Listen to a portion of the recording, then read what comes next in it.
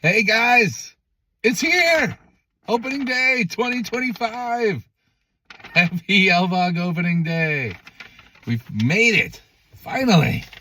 I'm so pumped. Obviously it wouldn't be Tuesday without a little rain. We had some rain this morning.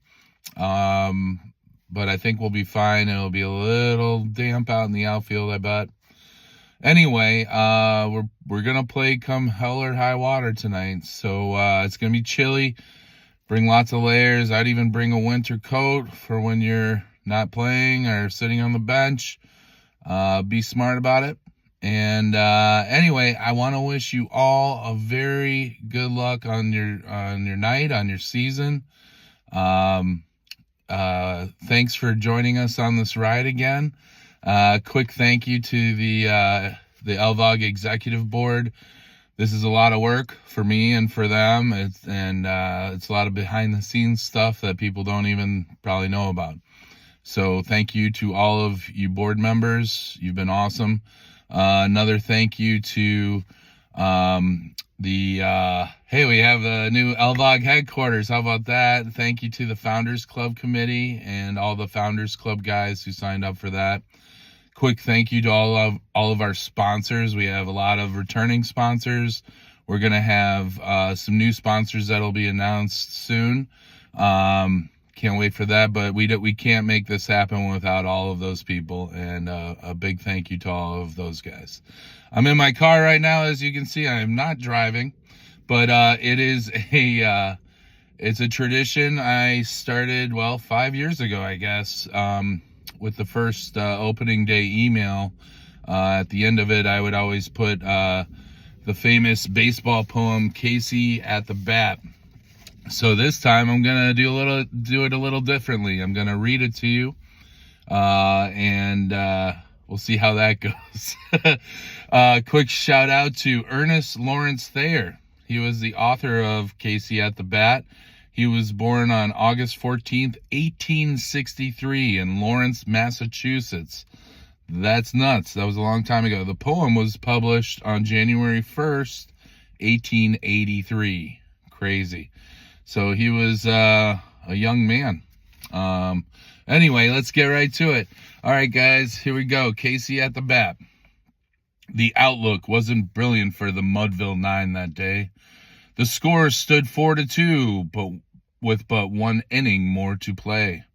And then when Cooney died at first and Barrows did the same, a pall-like silence fell upon the patrons of the game. A straggling few got up to go in deep despair. The rest clung to the hope which springs eternal in the human breast. They thought, if only Casey could but get a whack at that, we'd put up even money now with Casey at the bat.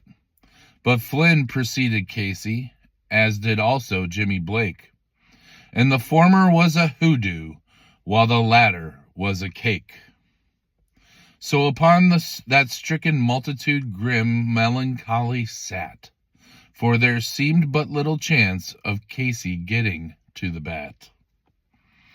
But Flynn let drive a single, to the wonderment of all, and Blake, the much despised, tore the cover off the ball. And when the dust had lifted and men saw what had occurred, there was Jimmy safe at second and Flynn a hugging third. Then from 5,000 throats and more there rose a lusty yell. It rumbled through the valley, it rattled in the dell. It pounded on the mountain and recoiled upon the flat. For Casey, mighty Casey, was advancing to the bat. There was ease in Casey's manner as he stepped into his place. There was pride in Casey's bearing, and a smile lit Casey's face. And when, responding to the cheers, he lightly doffed his hat, no stranger in the crowd could doubt 'twas Casey at the bat. 10,000 eyes were on him as he rubbed his hands with dirt. 5,000 tongues applauded when he wiped them on his shirt. Then, while the writhing pitcher ground the ball into his hip. Defiance flashed in Casey's eye. A sneer curled Casey's lip. And now the leather-covered sphere came hurtling through the air, and Casey stood a-watching it in a haughty grandeur there. Close by the sturdy batsman, the ball unheeded sped. "That ain't my style," said Casey. "Strike one," the umpire said. From the benches, black with people, there went up a muffled roar, like the beating of the storm waves on a stern and distant shore. "Kill him! Kill the umpire!" shouted someone on the stand, and it's likely they'd have killed him had not Casey raised his hand. With a smile of Christian charity, great Casey's visage shone. He stilled the rising tumult. He bade the game go on. He signaled to the pitcher, and once more the dun sphere flew. But Casey still ignored it, and the umpire said, "Strike two!" "Fraud!" cried the maddened thousands, and answered, "Fraud!" But one scornful look from Casey, and the audience was awed. They saw his face grow stern and cold. They saw his muscles strain. And they knew that Casey wouldn't let that ball go by again. The sneer is gone from Casey's lip. His teeth are clenched in hate. He pounds the cruel violence, his bat upon the plate. And now the pitcher holds the ball, and now he lets it go. And now the air is shattered by the force of Casey's blow. Oh, somewhere in this favored land the sun is shining bright. The band is playing somewhere, and somewhere hearts are light.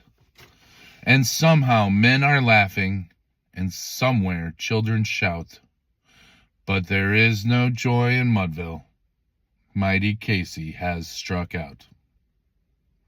Womp womp. And that is the tale of Casey at the bat. And what a great tale it was. Anyway, thanks for listening. Thanks for watching. And let's be kind to those umpires, all right? Anyway, good luck to you all. Let's have a season free of injuries, and let's have a lot of fun. Love you guys. You're all like family to me. Take care.